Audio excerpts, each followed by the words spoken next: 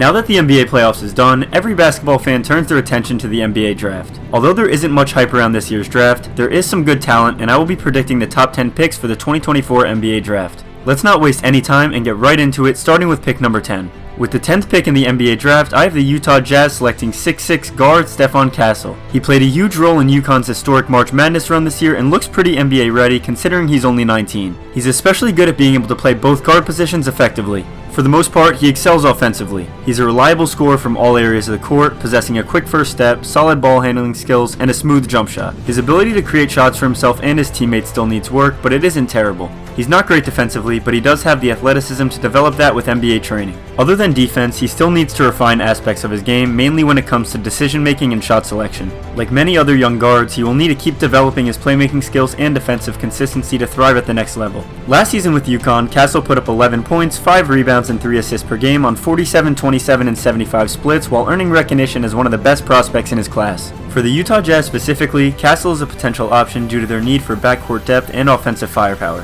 His ability to create his own shot and stretch the floor aligns well with Utah's offensive system, which emphasizes ball movement and perimeter shooting. He would potentially start some games this season and would provide immediate scoring and contribute as a playmaker with the potential to grow into a starter as he matures and adjusts to the NBA. Getting drafted as the 10th pick to the Jazz could provide him the opportunity to learn from experienced guards like Jordan Clarkson while contributing to Utah's playoff dreams in the future. With the 9th pick in the NBA draft, I have the Memphis Grizzlies selecting Tidjane Salone. The 6'9" guard from France with a diverse skill set and strong fundamentals is a great potential option for Memphis. He has risen through the ranks in French basketball, showcasing his talents in youth leagues before making his mark in the LMB Pro A League. Salone is a very versatile player with knowledge of how to read the game. He's a capable scorer from all 3 levels with a smooth jumper and the ability to create his own shot off the dribble, which is rare for a 6'9" guard. His athleticism allows him to finish at the rim with ease and contribute as a rebounder from the guard position. Defensively, he shows promise with his quickness and ability to guard multiple positions, making him valuable at both ends of the floor. However, Salone needs to improve his consistency, particularly his shooting efficiency and ability to perform under pressure. Like many other young prospects, adding strength will also be essential for him to handle the physicality of the NBA and improve his durability over an 82-game season.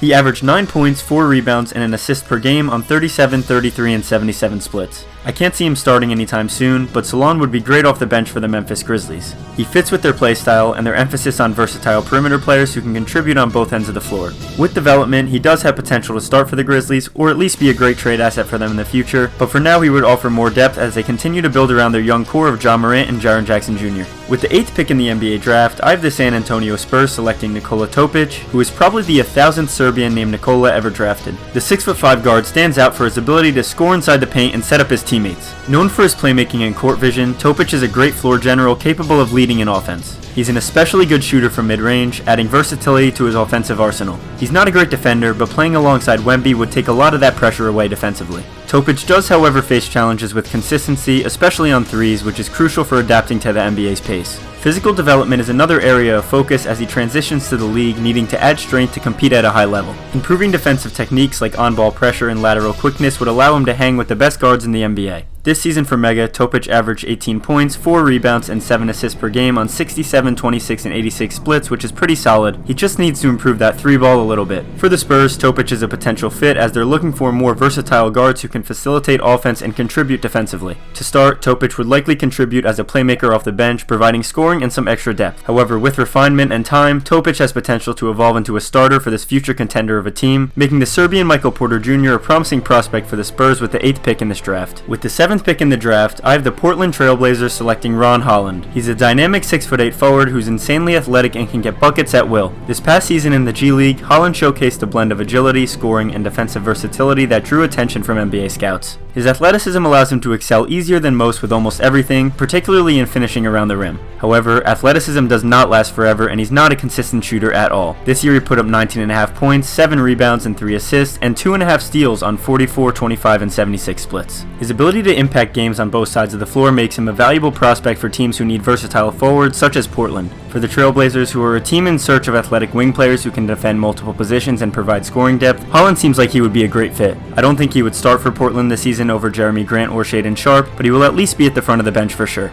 Holland's athleticism, scoring versatility, and potential fit within the Portland Trailblazers system make him a solid option. He definitely has the potential to make a huge impact and contribute heavily to Portland's future in the NBA, and I'm going with him for pick 7. With the 6th pick in the draft, I have the Charlotte Hornets selecting Reed Sheppard. The 6'3" shooting guard is known for his exceptional scoring ability and shooting. He was also born into a basketball family. His father, Jeff Sheppard, was a former NBA player, and his mother was a solid college player, so it makes sense why he's as good as he is. Reed has inherited a great understanding of the game. He's an amazing shooter from long distances and creates scoring opportunities off the dribble and clearly makes smart decisions on the court, which he likely learned from his parents. This year with Kentucky, Sheppard dropped 12.5 points, 4 rebounds, and 4.5 assists on an incredible 52% from 3. On top of that, he's a great on-ball defender who averaged 2.5 steals a game on the season. All you gotta do is look at the numbers to see that he's a two-way sniper, and his ability to read defenses and make decisive plays has set him apart as a top prospect in his class. For the Charlotte Hornets, a team with an up-tempo and dynamic style of play, his skill set would fit perfectly with their offensive strategy. His perimeter shooting and ability to create space help this weak Hornets roster. I think he will start most games pretty quickly, and it will be very entertaining to watch him and LaMelo combine for 23s in a game. As he continues to grow and adapt, Sheppard has the potential to evolve into a key piece for this Hornets team and will pair very well with LaMelo because of his ability to move off ball. Under the mentorship of experienced coaches, Sheppard would be a great 6th pick for the Hornets. With the 5th pick in the draft, I have the Detroit Pistons selecting Donovan Clingan. The 7'2" center has gotten attention this past year for his dominant presence in UConn's incredible March Madness run. He's the definition of a traditional big man. His size and ability around the rim make him a real problem in the paint, where he excels in scoring, rebounding, and shot blocking. His ability to control the boards and alter shots defensively adds a lot to his game, proving his impact on both ends of the court. This season, Clingan consistently put up 13 points, 7 rebounds, and an assist and a half per game on 64% shooting from the field. His three-point shot definitely needs work if he's going to have a long NBA career, but otherwise there are very few holes in his game. For the Pistons, who are in the process of rebuilding with a focus on developing their young talent, Clingan is a great option considering they haven't drafted a big man in a long time. His size and defensive capabilities would drastically improve their front court's interior defense and rebounding efforts. Offensively, Clingan's efficiency around the basket would give them a reliable scoring outlet in the paint. I don't see why he wouldn't instantly start and be a key piece for the Pistons, especially after their garbage season this year, and the fact that I think he's one of the most NBA-ready players in the draft. But the league is a whole different world in college basketball, and as he adapts to the speed and physicality of the NBA game and continues to refine his skills, he definitely has the potential to turn this Pistons team around alongside Cade Cunningham. He would anchor Detroit's defense, protect around the rim, and contribute significantly on both ends of the floor. I think Clingan would be a great option for the Pistons to look at with their 5th pick. With the 4th pick in the NBA draft, I have the San Antonio Spurs also selecting Rob Dillingham. This pick is definitely risky for the Spurs because he's undersized, but I believe the 6'1" guard would be a great fit alongside Wemby. Although Kentucky was an early exit in March Madness this year, he clearly proved that he can score and play make whenever it is needed. He's known for his efficient three-point scoring and ability to draw defenders on the pick and roll. This season with Kentucky, Dillingham averaged 15 points, 3 rebounds, and 4 assists a game while shooting an impressive 44% from 3. For the Spurs, a team focused on playing fundamental basketball and developing players around their generational talent, he could fit very well into their system. He could benefit from the Spurs' coaching staff and structure, which would help refine his game and prepare him for his NBA career. I think he can instantly find his way into the starting 5, and as he gains experience and proves himself on an NBA court, he could potentially become the second option for the Spurs. He's a great 4th pick in this year's draft, especially considering they want to load up on guards. With the 3rd pick in the draft, I have the Rockets selecting Matas Buzelis, a promising 6'10" forward from Lithuania. He's played in multiple youth leagues and tournaments and has shown that he can put the ball in the basket whenever he wants and however he wants. His offensive bag includes a reliable mid-range and the ability to finish strongly around the rim, making him a dual threat as both a perimeter shooter and a post scorer. Also, his size and frame allow him to play effectively at both forward spots. In the G League this past season, Buzelis put up 12 points, 5 rebounds, and 2 assists, and shot 48% from the field and a disgusting 22% from 3, which does need to be fixed. His scoring and defensive capabilities make him a valuable asset for the Houston Rockets, who are in a phase of rebuilding young players. He fits well into their strategy of developing promising prospects alongside young developing stars like Jalen Green and Alfred Sengun.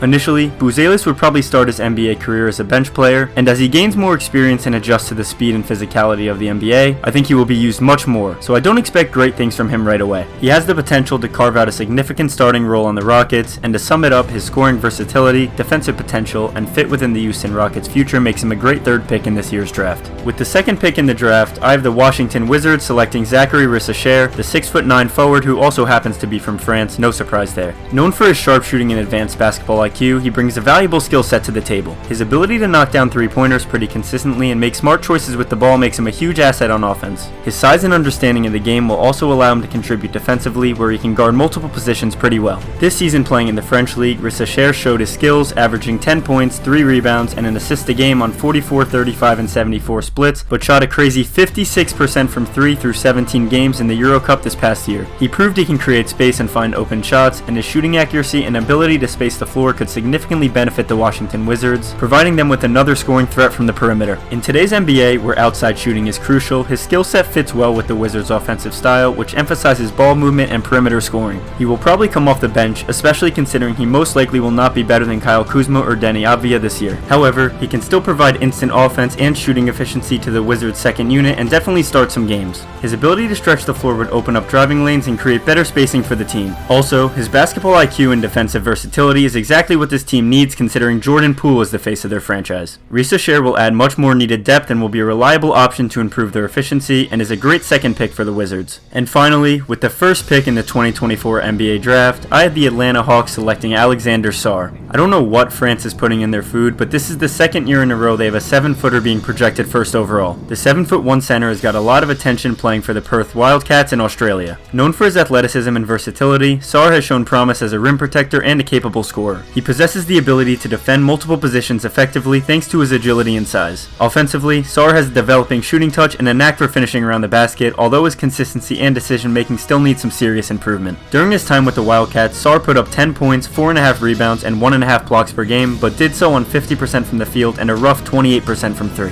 He is clearly impactful on both sides of the floor, but he will not survive in today's NBA with his frame if he can't develop his jump shot further. However, his defensive skills such as his shot blocking and his ability to guard the perimeter and post prove on its own that he can contribute to any NBA roster. For the Atlanta Hawks, Sarr is such an interesting prospect due to his blend of size, athleticism, and defensive ability. As a team that generally values defensive versatility and the ability to play multiple positions, Sarr could find himself starting immediately, especially with the trade rumors surrounding Clint Capella. His presence in the paint and his ability to switch on to guards will change their entire defensive firepower overnight and will fill in the lack of defense in their backcourt. He would complement Trae Young's playstyle nicely, and the pick and rolls between these two would be insane. Alex Sarr's athleticism, defensive ability, and potential for offensive growth make him a very strong fit for the Hawks and a great first overall pick this year. And that right there is how I think the top 10 picks of this year's NBA draft will go. There's no generational prospect and not too much hype around this draft, but who knows, maybe one of these guys will really surprise us. Let me know what you think of this list in the comments below and whether or not you agree. Like and subscribe if you enjoyed, I would really appreciate it. Thank you all for watching, and I'll see you soon.